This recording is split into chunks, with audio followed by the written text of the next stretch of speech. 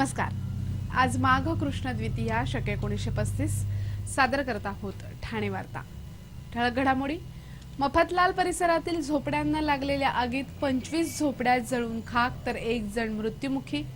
Police तसंच महसूल विभागाने टाकलेल्या छाप्यात 90 लाखांची वाळू तर 39 लाखांची सामुग्री जप्त आणि द्वंद्व नाटकाचे सलग 12 प्रयोग सादर करून विश्वविक्रम।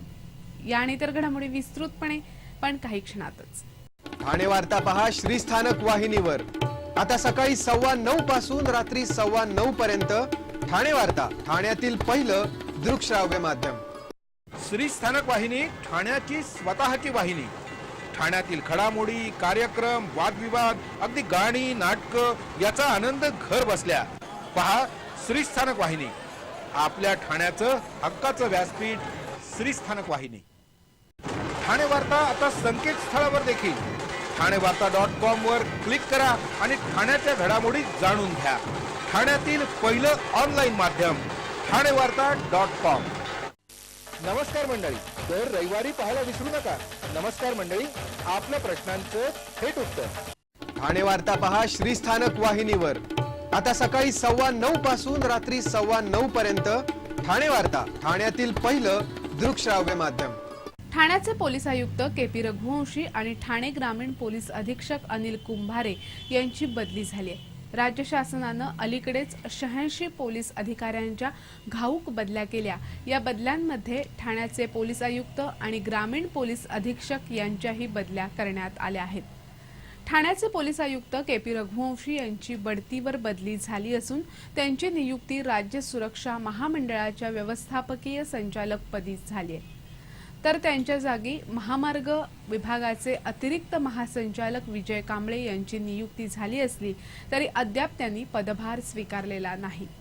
ठाणे ग्रामीण पोलीस अधीक्षकपदी राजेश प्रधान यांची नियुक्ती झाली आहे। ठाण्यातील अतिरिक्त पोलीस आयुक्त मिलिंद भारांबे यांचीही मुंबईत बदली झाली आहे। पश्चिम प्रादेशिक विभागाचे अतिरिक्त म्हणून त्यांची नियुक्ती झाली आहे।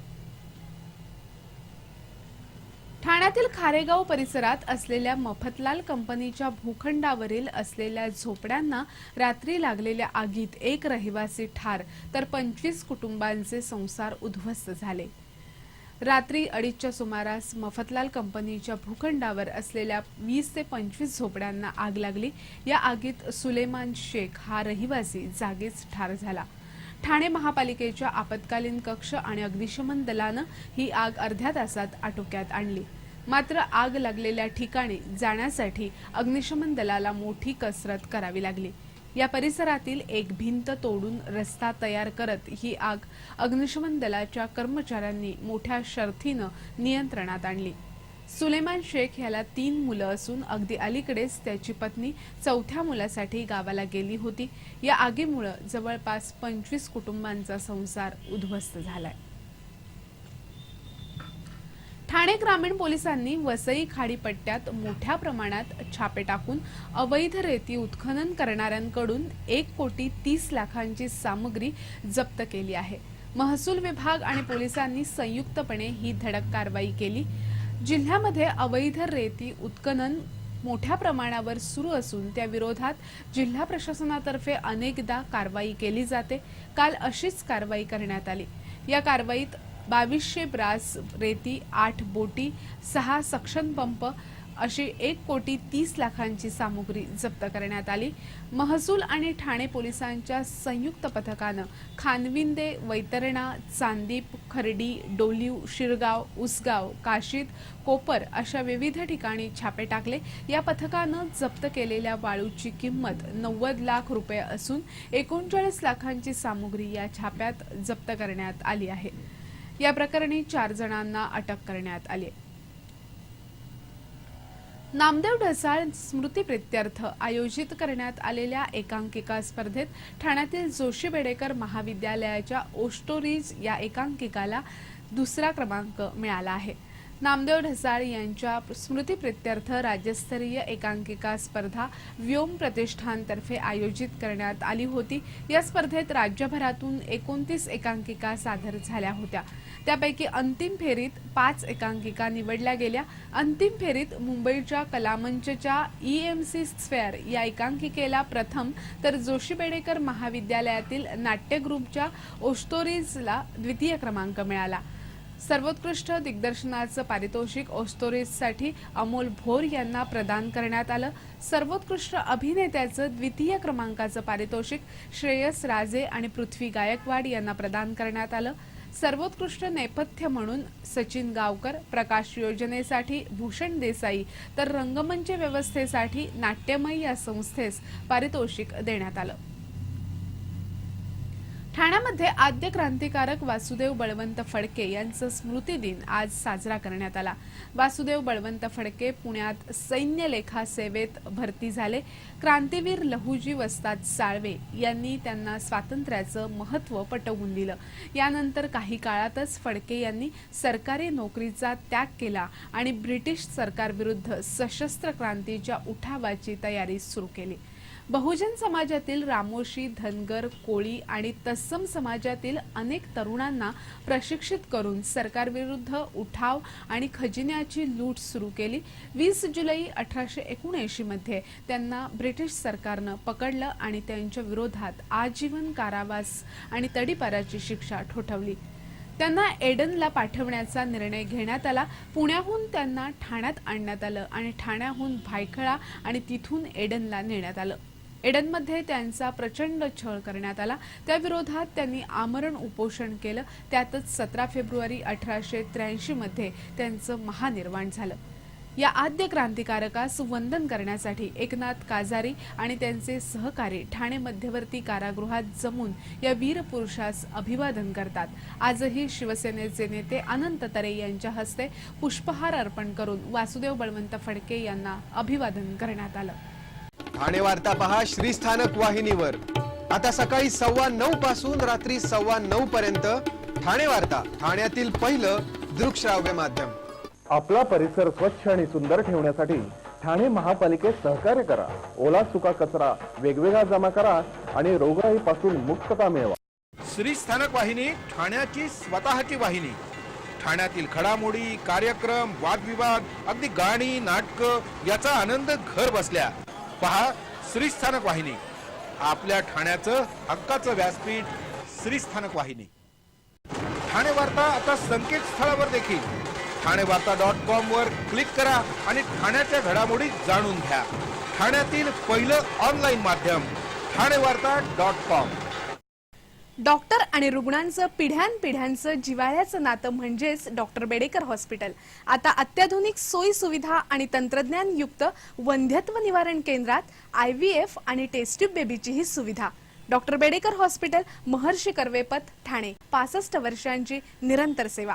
ठाणे वार्ता पहा श्रीस्थानक वाहिनीवर। आता सकाळी 9:15 पासून रात्री 9:15 पर्यंत ठाणे वार्ता, ठाण्यातील पहिलं दृकश्राव्य माध्यम। वज्रेश्वरी देवी विश्वस्त संस्थेवर राष्ट्रवादी काँग्रेसचे ठाणे शहर अध्यक्ष मनोज प्रधान यांची अध्यक्ष म्हणून निवड झाली आहे। ठाणे जिल्हा न्यायालयानं श्री वज्रेश्वरी योगिनी देवी संस्थानावर राष्ट्रवादी काँग्रेसचे ठाणे शहर अध्यक्ष मनोज प्रधान, कल्पेश पाटील, अविनाश राऊत आणि जीवन पाडगावकर यांची विश्वस्त म्हणून नियुक्ती केली होती। या संस्थेवर विश्वस्त म्हणून नियुक्तीसाठी इच्छुक असणाऱ्या परशुराम सावंत, जगन्नाथ पाटील आणि राजाराम पाटील या तिघांनी उच्च न्यायालयात याचिका दाखल करून या निवड प्रक्रियेला आव्हान दिलं होतं। मात्र मुंबई उच्च न्यायालयाचे न्यायमूर्ती RM सावंत यांनी ही याचिका फेटाळून लावली आणि जिल्हा न्यायालयानं या नियुक्तीसाठी राबवलेल्या प्रक्रियेवर शिक्कामोर्तब केले।